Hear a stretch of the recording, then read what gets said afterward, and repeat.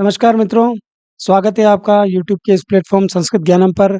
आज हम संस्कृत के एक महत्वपूर्ण विषय प्रत्यय को पढ़ने वाले हैं।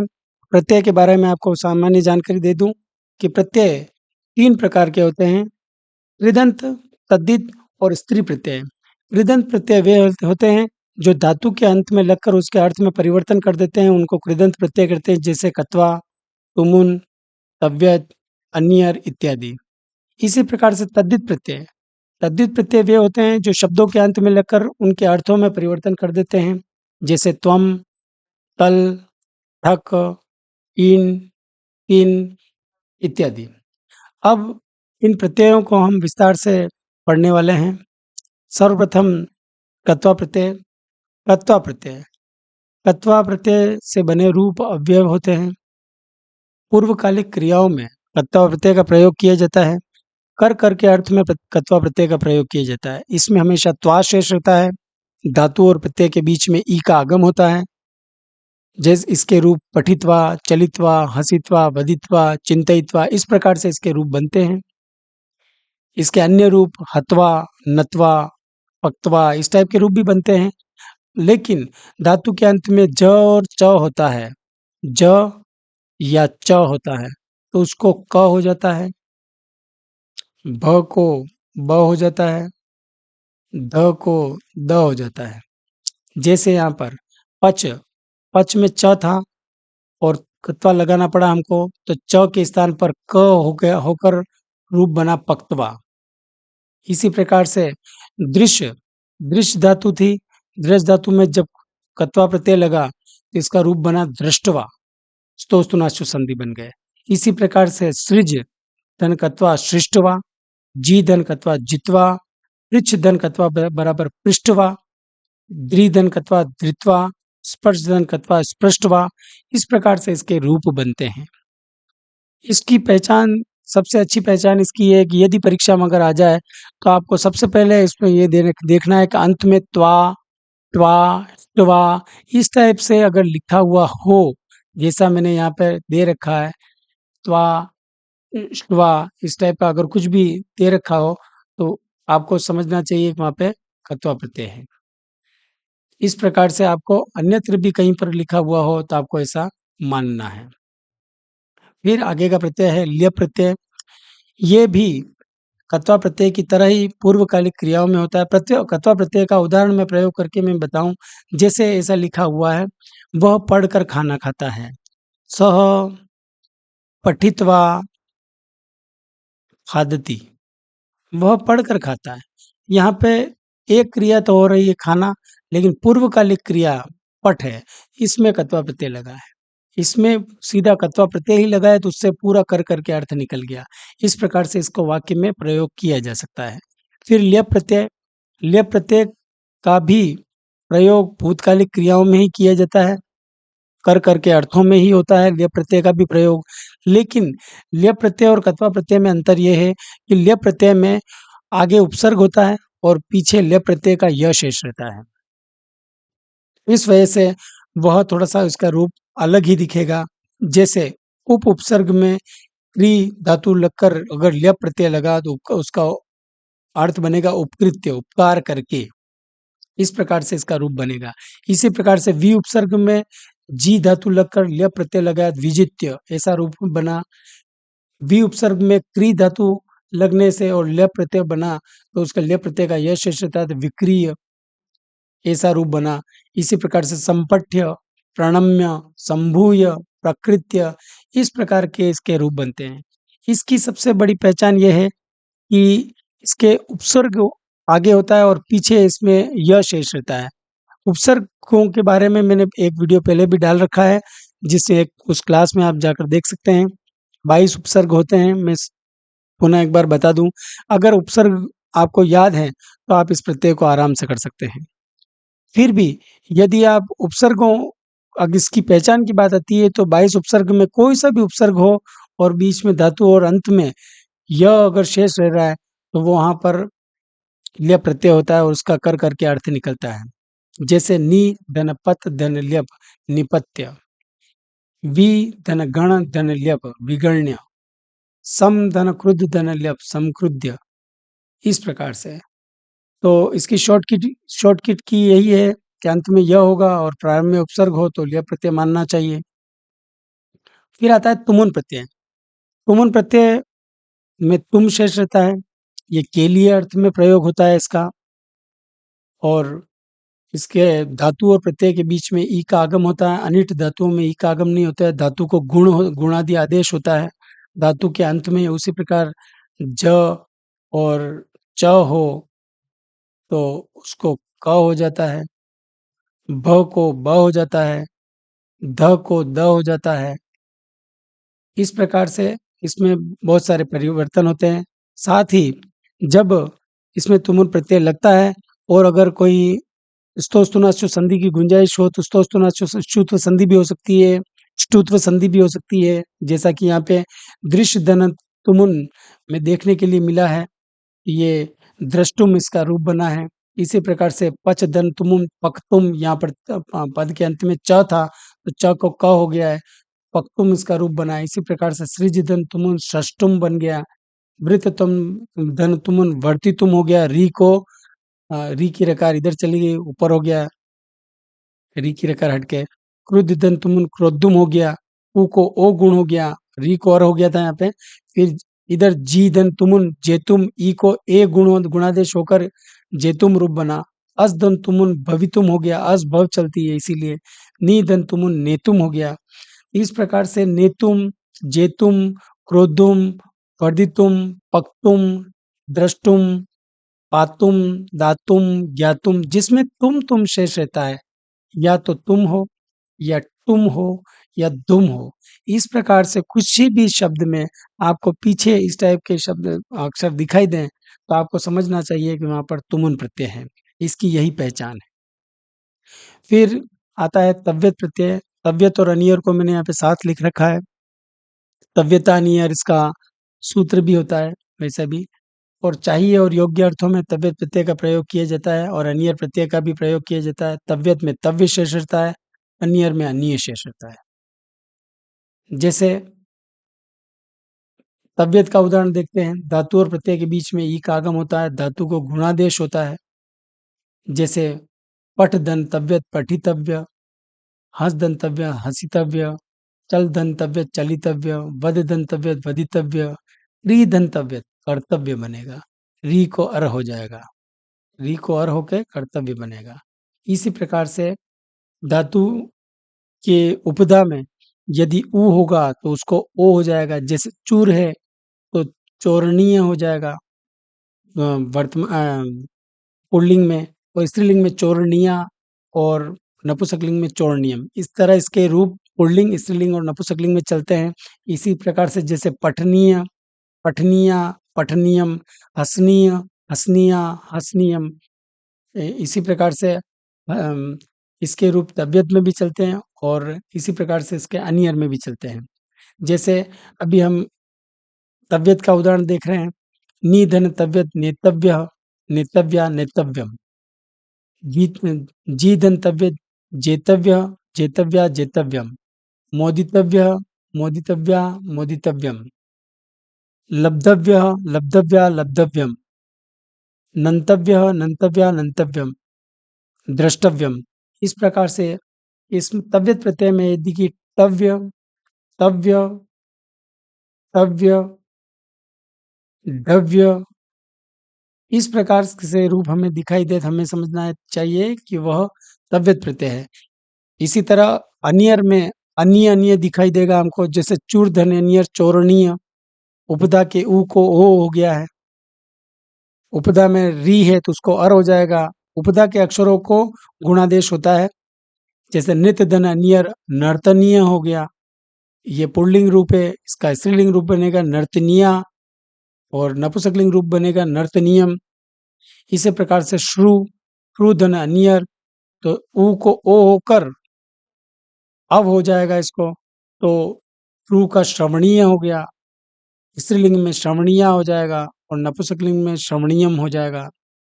इस प्रकार से इसके क्री है तो करणीय और क्री है तो क्रयणीय, ऐसा रूप बनेगा। इस प्रकार से जहाँ पर अन्य अनीय, नीय या फिर णीय, जहाँ पर दिखता हो हमें नीय या णीय दिखता हो, वहाँ पर अनीयर प्रत्यय हम लगाएँगे। जहाँ पर अंत में तव्य, टव्य या दव्य दिखे, तो समझना चाहिए कि वह तव्यत प्रत्यय है। इस प्रकार से तव्यत और अनीयर दोनों प्रत्यय अपन ने पढ़े। आशा करते हैं आपको समझ में आ रहा होगा। आगे चलते हैं। क्षत्रिय प्रत्यय। वर्तमान कालिक क्रियाओं में क्षत्रिय प्रत्यय का प्रयोग किया जाता है। रहा और हुआ अर्थ में क्षत्रिय प्रत्यय का प्रयोग होता है। इसमें अत शेष रहता है, अत को अन हो जाता है। तो हमको सीधा अन को ही देखना है, हमको अत को नहीं देखना है, क्योंकि शेष तो अंत तो गत्वा तो अन ही रह रहा है। इसीलिए इसके रूप पठन, चलन, हसन, वदन, रुदन, कुर्वन। पठन पढ़ता हुआ, चलन चलता हुआ, हसन हंसता हुआ, वदन रोता हुआ, बोलता हुआ, रुदन रोता हुआ, कुर्वन करता हुआ। इस प्रकार के इसके रूप बनते हैं। इसकी सबसे बड़ी खासियत ये है कि ये परस्मैपदी धातुओं में ही इसके रूप लग सकते हैं, परस्मैपदी धातुओं में ही यह प्रत्यय लगता है। और इसके रूप पुल्लिंग में पठन ऐसे बनेगा, स्त्रीलिंग में पठन्ति ऐसे बनेगा, नपुंसकलिंग में पठत। इस प्रकार से इसके रूप चलेंगे। अब विशेष उदाहरण में इसमें है, जैसे प्रच्छ धन क्षत्रिय पृच्छन, नि धन क्षत्रिय नयन, इस प्रकार से रूप बनेगा। अस धन क्षत्रिय तो सन बनेगा इसका रूप, और स्त्रीलिंग में सती और नपुंसकलिंग में सत बनेगा। इसी प्रकार से ग्रा धातु में क्षत्रिय प्रत्यय लगने पर जिगरन बनेगा पुल्लिंग में, स्त्रीलिंग में जिगरंती बनेगा और नपुंसकलिंग में जिगरत बनेगा। इसी प्रकार से पा यानी पीब यानी पीना धातु में यदि क्षत्रिय प्रत्यय लगाते हैं तो पुल्लिंग में पीबन, स्त्रीलिंग में पीबंती और नपुंसकलिंग में पीबत बनेगा।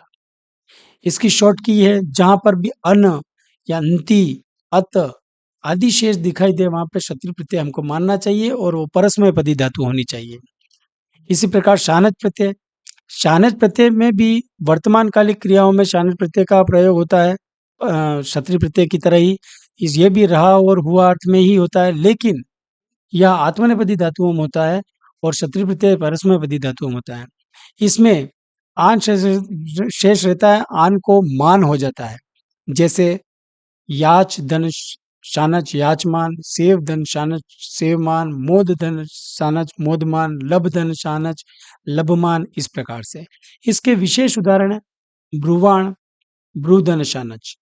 इसमें मान नहीं रह के वाण हो रहा है, तो ऐसा हमको यहाँ पर कभी कभी ध्यान देने की आवश्यकता है। जैसे क्रीधन शानच कुर्वाण रूप बनेगा, वृत धन शानच वर्तमान, दा धन शानच ददान। अब इसके रूप पुल्लिंग में ददानः, स्त्रीलिंग में ददाना और नपुंसकलिंग में ददानम। इस प्रकार के इसके रूप बनेंगे। तो इसकी शॉर्टकट की है, इसका जहाँ पर मानः लिखा हुआ हो या वाणः लिखा हुआ हो या आनः लिखा हुआ हो अंत में, तो ऐसा मानना चाहिए कि वहां पर शानच प्रत्यय है। और यह भी ध्यान में रखने लायक बात है कि जहां पर आत्मनेपदी हो वहीं पर यह शानच प्रत्यय लगता है। इसी प्रकार आगे का प्रत्यय है इक्त प्रत्यय। तो इक्त प्रत्यय भूतकालिक क्रियाओं में इक्त प्रत्यय का प्रयोग किया जाता है। इक्त इक्तवतु निष्ठा इसका सूत्र है। इक्त और उक्तवतु प्रत्यय दोनों साथ में ही लगते हैं। जहां पर इक्त प्रत्यय लगता है वहीं पर आगे इक्तवतु जुड़ जाता है, और इसीलिए इनका सूत्र भी एक ही है, इक्त इक्तवतु निष्ठा। ये निष्ठा संज्ञा का सूत्र है। अब ये जो इक्त प्रत्यय है वो कर्मवाच्य और भाववाच्य में होता है, और इक्तवतु प्रत्यय प्रत्यय कर्तृवाच्य में होता है। ये ध्यान में रखने के लिए बात है। जब हम वाच्य परिवर्तन सीखते हैं तो उस समय कर्तृवाच्य, कर्मवाच्य और भाववाच्य में जब भूतकालिक वाक्य बनाए जाते हैं तब इक्त और उक्तवतु प्रत्ययों का प्रयोग किया जाता है।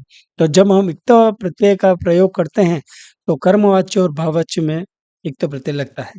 अब इक्त प्रत्यय के बारे में बता दूं मैं।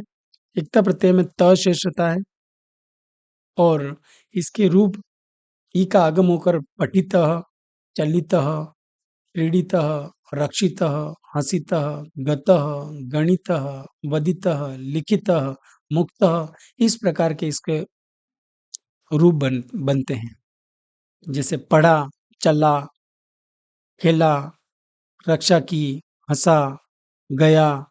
इस प्रकार से इसके कुछ रूप अन्य अलग से भी बनते हैं, जैसे भिन्न, बिद धनयुक्त भिन्न, छिद धनयुक्त छिन्न, यानी कि जहाँ पे द होता है अंत में, उसको न हो जाता है। इस प्रकार से न बन जाएगा। तो बिद धनयुक्त भिन्न, छिद धनयुक्त छिन्न, खिद धनयुक्त खिन्न, छद धनयुक्त खन्न। इसी प्रकार से जीर्ण, शीर्ण, कीर्ण, नपुंसकलिंग में म लग जाता है। जैसे कीर्णम, शीर्णम, जीर्णम, छन्नम, खिन्नम, छिन्नम, भिन्नम, इस प्रकार से जब इसके नपुंसकलिंग रूप बनते हैं तो म लगा के बन जाते हैं। तो इस प्रकार से इसके और भी बहुत सारे उदाहरण हैं। जैसे वच होता है तो उसका उक्त बन जाता है, यानी कि संप्रसारण हो जाता है ये उपधा में। जैसे श्रुतः, ज्ञातः, स्थितः, स्तुतः, स्मृतः, दृष्टः, त्यक्तः, त्रातः, आरब्धः, कृतः, आप्तः, क्रान्तः, जीर्णः, शोढः, उषितः, वृद्धः, पृष्टः, भक्तः, भग्नः, इस प्रकार के इसके रूप होते हैं। तो इसके ज़्यादा रूप लिखने का कारण भी यही है कि ताकि आपको ये समझ में आए कि इसके इस टाइप के भी रूप इसके क्तः प्रत्यय के बन सकते हैं। तो इसके वर्तमान का जे पुल्लिंग में इसके रूप जैसे क्री धातु है, इसका पुल्लिंग में कृतः लिखा जाएगा, स्त्रीलिंग में कृता लिखा जाएगा और नपुंसकलिंग में कृतम लिखा जाएगा। इसी प्रकार से हम किसी भी रूप को बना सकते हैं, जैसे श्रुतः, श्रुता, श्रुतम, ज्ञातः, ज्ञाता, ज्ञातम, स्थितः, स्थिता, स्थितम, स्तुतः, स्तुता, स्तुतम, इस प्रकार से। फिर इक्तावतु प्रत्यय, और इसकी शॉर्टकट की है, इसके अंत में त या तः या डबल नः या ब्दः या डः या द्वः ऐसा कुछ हो तो वहां पर इक्ता प्रत्यय होता है। ये यहाँ पे शॉर्टकट की दे रखी है। फिर इक्तावतु प्रत्यय, भूतकालिक क्रियाओं में इक्तावतु प्रत्यय लगता है। इसमें वांश शेष रहता है, तवत शेष रहता है। तो तवत तो शेष रहता है, लेकिन उसको जब ये पुल्लिंग में लिखा जाता है तो वान लिखा जाता है। फिर स्त्रीलिंग में भी इसके रूप ऐसे बनते हैं। तो हमको वान को ध्यान में रखना है, और स्पेशल बात यह है कि ये एकता प्रत्यय जहाँ पे लगता है वहीं पर आगे चलकर ये एकतावतु लग सकता है। जैसे, और ये कर्तृवाची वाक्यों में इसका प्रयोग किया जैसे जाता है। जैसे उक्त, वच, वच में जब एकता प्रत्यय लगता है तो उक्त बनता है, और उक्त एकता प्रत्यय लगने के बाद में आगे एकतावतु लगता है तो उक्तवान बना। इसी प्रकार से दत्तः, ये वर्तमान काल में एकता प्रत्यय है, तो इसमें इक्तावतु प्रत्यय लगाएंगे, दत्तवान बन जाएगा। इसी प्रकार से हत का हतवान बन जाएगा, आप्त का आप्तवान बन जाएगा, लब्ध का लब्धवान बन जाएगा। यानी कि जहां पर इक्ता प्रत्यय लगा है वहीं पर इक्तावतु प्रत्यय लग सकता है। इसी प्रकार से इसके रूप, जैसे क्री धातु का रूप है, इसमें कृतवान पुल्लिंग में, कृतवती स्त्रीलिंग में, और कृतवता नपुंसकलिंग में। इसी प्रकार से भुक्तवान पुल्लिंग में है, भुक्तवती स्त्रीलिंग में है, और भुक्तवता नपुंसकलिंग में है। तो इस प्रकार इसके भुक्तवान, स्नातवान, स्थितवान, उपकृतवान, दृष्टवान, इस प्रकार के इसके रूप बनते हैं।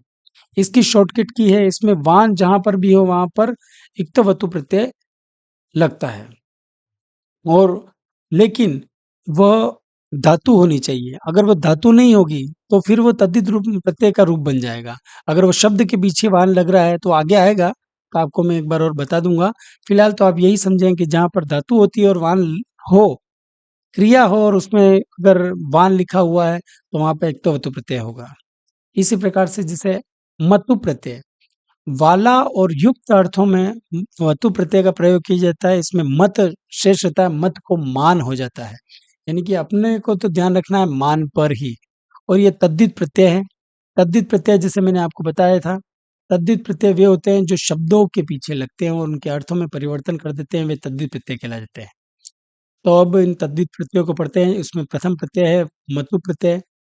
वाला और युक्त अर्थ में मतु प्रत्यय का प्रयोग किया जाता है। इसमें मत शेष रहता है, मत को मान हो जाता है। जैसे बुद्धिमान, बुद्धिमत था तो बुद्धिमान। फिर श्रीमत, श्रीमान। इसी प्रकार से श्री में अगर मतु प्रत्यय लगाते हैं तो श्रीमान पुल्लिंग में बनेगा, स्त्रीलिंग में श्रीमती बनेगा, नपुंसकलिंग में श्रीमत बनेगा। अंत में ई या बड़ी या ऊ या बड़ा ऊ होने पर ही मतु प्रत्यय लगता है। ये स्पेशल अपने को ध्यान में रखना है कि मतु प्रत्यय कब लगता है, जब शब्द के अंत में ई हो या ऊ हो, तभी मतु प्रत्यय लग सकता है। चाहे वो ई छोटी हो, चाहे वो बड़ी हो, उससे कोई मतलब नहीं है। लेकिन जब ई या ऊ हो, तभी मतु प्रत्यय लग सकता है। जैसे श्री श्री है तो श्रीमान बना, श्रीमती बना, श्रीमत बना। इसी प्रकार से कीर्ति तो कीर्तिमान, कीर्तिमती, कीर्तिमतः। इक्षुमान, इक्षुमती, इक्षुमतः। मधुमान, मधुमती, मधुमतः। अब वर्णवाचक और रंगवाचक में भी मतु प्रत्यय लगता है। अब जैसे गुणवान, रूपवान। अब यहाँ पे जैसे वतु प्रत्यय है, वतु प्रत्यय वाला और युक्त में अर्थों में वतु प्रत्यय का प्रयोग किया जाता है। इसमें वत शेष रहता है, वत को वान हो जाता है। लेकिन इसमें ऐसा है, जैसे मतुब में था ई, अंत में किसी शब्द के ई आता हो या ऊ आता हो तो मतुब लगता है। उसी प्रकार से वतुब में उपधा में अ, आ या म हो तो वतु प्रत्यय लगता है। किसी भी शब्द के उपधा में अ, आ या म हो तो वतु प्रत्यय लगता है। जैसे गुण तो गुणवान, रूप तो रूपवान, धन तो धनवान, कला तो कलावान। इसी प्रकार से रूपवान, रूपवती, रूपवता इसके रूप चलते हैं। बलवान, बलवती, बलवता, रूपवत इसके चलते हैं। गुणवान, गुणवती, गुणवता। तो यदि धातु के अंत में या उपधा में, दोनों में से किसी भी परिस्थिति में अ या आ हो या म हो, तो वहां पर वतु प्रत्यय लगता है। तो वतुप और मतुप में आपको आशा है अंतर समझ में आ गया हो। मतुप में तो धातु के अंत में ई या ऊ हो, और वतुप में धातु के अंत में अ या आ हो तो वतु प्रत्यय लगता है। वतुप में वान शेष रहता है और मतुप में मान शेष रहता है। जैसे यहाँ पे बल, धातु के अंत में अ है तो बलवान बना, ये पुल्लिंग का रूप है। बलवती स्त्रीलिंग और बलवत नपुंसकलिंग। इसी प्रकार से गुणवान, गुणवती, गुणवत। तो ये हुआ वतुप और मतुप प्रत्यय। फिर आता है नंबर थर्ड, ठक प्रत्यय। ठक प्रत्यय, ये भाव अर्थ में ठक प्रत्यय होता है। इसमें इक शेष रहता है। तो इसके आदि स्वर की वृद्धि होती है। जैसे आ, ऐ, औ और आर। आदि में जैसे अ हो तो उसको आ हो जाएगा, ए हो तो उसको ऐ हो जाएगा, ओ हो तो उसको औ हो जाएगा। इसी प्रकार से आर हो जाएगा। जैसे नैतिक, भौतिक, कार्मिक, इस प्रकार के इसके अर्थ बनते हैं। इक इक बनता है। जैसे इतिहास था, ई था, तो ई को आदि वृद्धि ए होकर ऐतिहासिक रूप बना। इसी प्रकार इसके रूप समझने चाहिए। जैसे धार्मिक, धार्मिक, कार्मिक, इस प्रकार के इसके रूप ठक प्रत्यय के बनते हैं। वार्तिक, इक इक जहाँ पे लगता है वहां पर हमको समझना चाहिए कि ये ठक प्रत्यय है। इसी प्रकार से आगे है त्व प्रत्यय। जातिवाचक से भाववाचक संज्ञा बनाने के लिए त्व प्रत्यय का प्रयोग किया जाता है। इसमें त्वम शेष रहता है। इसके रूप कुछ ऐसे दिखते हैं, जैसे महत्वम, बुद्धत्वम, लघुत्वम, पशुत्वम, यानी कि जातिवाचक शब्द होंगे। इसी प्रकार से गुरुत्वम, जड़त्वम, देवत्वम, जिस देवत्वम, देव। इसी प्रकार से शब्दत्वम। इस प्रकार के इसे भाववाचक संज्ञा बनाने के लिए, जातिवाचक से भाववाचक संज्ञा बनाने के लिए इसका प्रयोग किया जाता है त्व प्रत्यय का। फिर आता है तल प्रत्यय। जातिवाचक वाचक से भाववाचक संज्ञा बनाने के लिए इसका भी प्रयोग किया जाता है। इसमें ता शेष रहता है। जैसे जनता, कटुता, पशुता, लघुता, मित्रता के जाति सूचक शब्दों की यहाँ पर हमको बोध होता है इससे। जैसे कटुता, पशुता, लघुता, मित्रता, महता, बंधुता, मानवता, शुद्धता, दानवता। तो जातिवाचक से भाववाचक संज्ञा बनाने के लिए इसका तल प्रत्यय का प्रयोग किया जाता है। अब जैसे आपको जानकारी के लिए बता दूं, देव पुल्लिंग है, देवी स्त्रीलिंग है। लेकिन देवता स्त्रीलिंग शब्द है, लेकिन इसमें तल प्रत्यय लगा है, भाववाचक स्त्रीलिंग है। और कुछ पॉइंट यहाँ पे इतने अपन ने प्रत्यय पढ़े, उसमें से निकल के सामने आए, जो मैं आपको एक बार दोहरान करवा देता हूँ। धातु के अंत में मान होने पर शानच प्रत्यय होता है, जैसे यजमान। शब्द के अंत में मान होने पर मतु प्रत्यय होता है, जैसे श्रीमान। हाँ, यहाँ पे लिखने का कारण एक यही है, यदि धातु के अंत में मान लिखा हुआ आया, तो यजमान होगा, और शब्द के अंत में यदि मान आ जाता है, तो वहाँ पर मतु प्रत्यय होगा। यानी कि एक तो तद्धित प्रत्यय है और एक कृदंत प्रत्यय है। दोनों में आ तो मान रहा है, लेकिन एक में धातु के अंत में होने की वजह से वहाँ पर कृदंत लिखना पड़ेगा, यानी कि शानित प्रत्यय लिखना पड़ेगा, और एक में शब्द के अंत में होने की वजह से वहाँ पर तद्धित लिखना पड़ेगा, यानी कि मतु प्रत्यय लिखना पड़ेगा। दोनों में आपके सामने ये अंतर है। फिर धातु के अंत में वान होता है तो इक्तवतु प्रत्यय लगता है, जैसे पठितवान, आप्तवान। और यदि धातु के अंत शब्द के अंत में अ, वान होता है, तो वहाँ पर वतु प्रत्यय होता है, जैसे बलवान, धनवान। इस प्रकार के इसके रूप बनते हैं। तो इन दोनों में भी अंतर हमको देखना है। यदि धातु के अंत में वान लिखा हुआ है, पठ, चल, हँस, वध, इस प्रकार से कोई क्रिया है, उसके अंत में वान लिखा हुआ है, तो हमको इक्तवतु प्रत्यय लिख कर आना पड़ेगा वहाँ पर। इसी प्रकार से शब्द के अंत में कहीं पर बलवान, धनवान, ज्ञानवान, गुणवान, इस प्रकार का कुछ लिखा हुआ है, तो वहाँ पर वतु प्रत्यय हमको लिखना पड़ेगा। फिर आता है तरप और तमप। तरप तरप प्रत्यय होते हैं जब दो व्यक्तियों या वस्तुओं को की आपस में तुलना की जाती है, तो वहाँ पर तरप प्रत्यय लगता है, जैसे लघुत्तर, लघुतरा, लघुतरम। पुल्लिंग में लघुत्तर लगता है, स्त्रीलिंग में लघुतरा लगता है, और नपुंसकलिंग में लघुतरम लगता है। इसी प्रकार से पटुतरः, पटुतरा, पटुतरम, ये पुल्लिंग, स्त्रीलिंग और नपुंसकलिंग के रूप है। जब दो व्यक्तियों की तुलना की जाती है, तभी तरप प्रत्यय लगाया जा सकता है। जैसे रामात् मोहनः पटुतरः, रामात् मोहनः पटुतरः। राम से मोहन पटुतर है, यानी कि चालाक है। तो इस प्रकार से जैसे और भी बहुत सारे उदाहरण इसमें हो सकते हैं। जब दोस्त किन्हीं वस्तुओं की आपस में तुलना की जाती है, तो तरप प्रत्यय लगता है। इसी प्रकार से बहुत स्वरों में से एक को किसी श्रेष्ठ, लघु या निम्न या चतुर बताया जाए, तो वहाँ पर तमप प्रत्यय लगता है। जैसे लघुत्तम, लघुत्तमा, लघुत्तमम, श्रेष्ठतमः, श्रेष्ठतमा, श्रेष्ठतमा। तो इसके रूप जैसे हम बनते हैं, जैसे कविषु कालिदास श्रेष्ठतमा, कवियों में कालिदास श्रेष्ठ हैं। तो श्रेष्ठतम क्यों लिखा? कि कवियों में बहुत समुदायवाचक शब्दों में किसी एक को हम श्रेष्ठ बता रहे हैं, या फिर एक को निम्न बता रहे हैं, या फिर एक को लघु बता रहे हैं, तो उस समय हम इसको जैसे लघुत्तम, लघुत्तमम, अगर नपुंसकलिंग होगा तो लघुत्तमम, पुल्लिंग में होगा लघुत्तम करेंगे, स्त्रीलिंग में होगा लघुत्तमा करेंगे। इसी प्रकार से कोई बड़ी कोई चीज बता रहे हैं, तो दीर्घतमः, दीर्घतमा, दीर्घतमम। इस प्रकार से श्रेष्ठतम, श्रेष्ठतमा, श्रेष्ठतमम, इस प्रकार से इसके रूप बनेंगे। फिर आता है क्य प्रत्यय। क्य प्रत्यय में यह शेष रहता है, इसमें ज्यादा कुछ आपको ध्यान नहीं देना है। आपको ये 7 शब्द ध्यान में रखने हैं।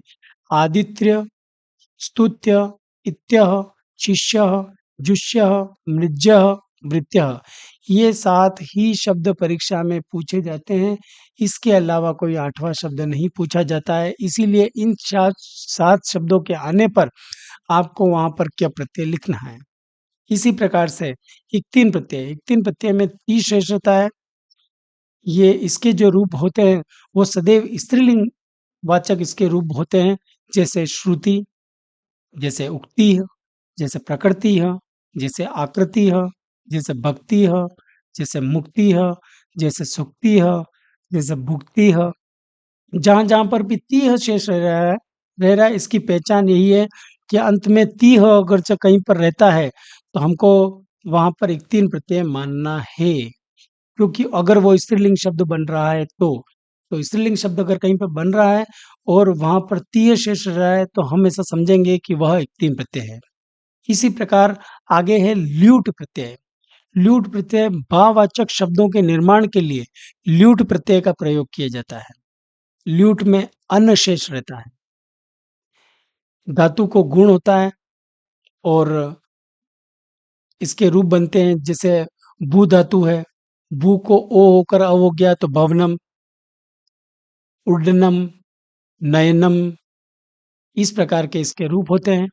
अन अन इसमें शेष रहता है, जैसे इसके विशेष उदाहरण है सर्जनम, सृज धातु थी, सृज धातु थी, सृज धातु में जब ल्यूट प्रत्यय लगाया तो सर्जनम, स्मृ धातु में जब ल्यूट प्रत्यय लगाया तो स्मरणम बना, हननम, चुर धातु में उपधा के उ को ओ हो जाता है, री को अर हो जाता है, ली को अल हो जाता है, यानी कि उपधा को गुण होता है, उपधा के अक्षरों को। उपधा के बारे में बता देता हूँ, अंतिम अक्षर से पहले वाले अक्षर को उपधा कहते हैं। इसी प्रकार से जैसे चूर है तो चोरणम, शिप है क्षेपणम, इस प्रकार से इसके रूप बनेंगे। तो ल्यूट प्रत्यय में आपको फिर से मैं बता दूं, ल्यूट प्रत्यय में अंश रहता है और इसको धातु को आदिवृत्ति होती है, धातु को गुण भी होता है, जिसे ये रूप मैंने आपको बताए थे। इसी प्रकार से आगे आता है गय प्रत्यय। गय प्रत्यय भी भाव अर्थ में होता है, इसमें अशेष रहता है। उपदा के में गुण और वृद्धि दोनों होती है इसमें। जैसे श्रु है, ऊ को ओ कर आव हो गया, श्रावह इसका रूप बना। इसी प्रकार से सम धन तुष धन गए तो संतोष इसका रूप बना, यानी कि उपधा में ऊ था तो उसको ओ बन गया, ओ होने से वो रूप लिखा गया संतोष। इसी प्रकार से विद, उपधा में ई है तो उसको ए होकर रूप बना वेदह। इसी प्रकार से छिद है, छिद रूप था, उपधा में ई था तो उसको ए होकर छेदह बना। इसी प्रकार से लुभ, लुभ है, उपधा में ऊ है तो उसको ओ होकर लोभह बना। इस प्रकार से रम है तो उपधा में वृद्धि होकर इसको रामह बना।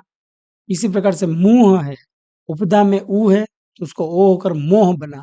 इस प्रकार से हमें गय प्रत्यय में समझना चाहिए कि गय प्रत्यय में शेष तो अ रहता है, लेकिन उपधा में गुण भी होता है और वृद्धि भी होती है। इस प्रकार से इसके रूप थोड़े से, जब हम पूर्ण रूप इसका मूल धातु से बनाते हैं तो वृद्धि होने की वजह से इसके रूप थोड़े से अलग से दिखाई देते हैं।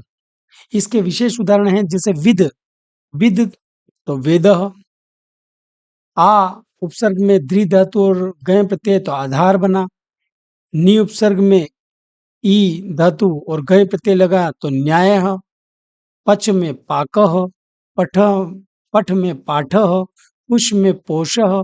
इस प्रकार से इसके बने हुए रूप गय प्रत्यय से बने हुए रूप माने जाते हैं। फिर णुल प्रत्यय, णुल प्रत्यय कर्ता, करने वाला, इन अर्थों में णुल प्रत्यय का प्रयोग किया जाता है। इसमें अक शेष रहता है, जैसे ठक प्रत्यय में रहता था वैसे ही इसमें भी अक शेष रहता है। जैसे अध्यापकः, उपदेशः, उपदेशक, कारक, पाठक, साधक, योजक, इस प्रकार के इसके रूप होते हैं। धातु को गुण और वृद्धि दोनों होती है। जैसे वृद्ध, वृद्ध है तो री को और होकर वर्धक बना, प्री धनुस्तु है तो प्रस्तावक बना। इस प्रकार से प्रेरक, रुद्ध है तो रोधक बना, श्रु है तो श्रावक बना। इस प्रकार के इसके रूप होते हैं। तो इसमें जैसे अध्यापक, उपदेशक, कारकः, पाठकः, साधकः, योजकः, युज धातु थी, युज धातु को उपधा के उ को ओ के योजक बना। तो इस प्रकार से इसके रूप हमें दिखाई देते हैं। इस प्रकार के कहीं पर रूप आ जाए तो हम उसको णुल प्रत्यय मानेंगे। इस प्रकार से आगे आता है यत प्रत्यय। यत प्रत्यय में य शेष रहता है। स्वरांत जो धातुएं होती है, स्वरों से अंत जो धातुएं होती है, उसमें यत प्रत्यय लगता है। उसमें री को छोड़ देना पड़ेगा, री नहीं होनी चाहिए। री के अलावा जो भी धातुएं होती हैं उसमें यत प्रत्यय लग सकता है, और ये भी चाहिए और योग्य अर्थों में लगता है। चाहिए और योग्य अर्थों में इस प्रत्यय का प्रयोग किया जाता है। जिसने और धातु के अंत में गुण होता है, ई होता है तो उसको ए हो जाता है। जैसे ची है तो चेयः, और नपुंसकलिंग में रूप बनेगा चेयम। क्री है तो क्रेयः, नपुंसकलिंग में रूप बनेगा क्रेयम। दा है तो उसको देयः, और देयम नपुंसकलिंग में रूप बनेगा। श्रु है तो श्रव्यः बनेगा, ऊ को ओ होकर अव हो गया है, और नपुंसकलिंग में बनेगा श्रव्यम। गा है तो गेयः, और नपुंसकलिंग में बनेगा गेयम।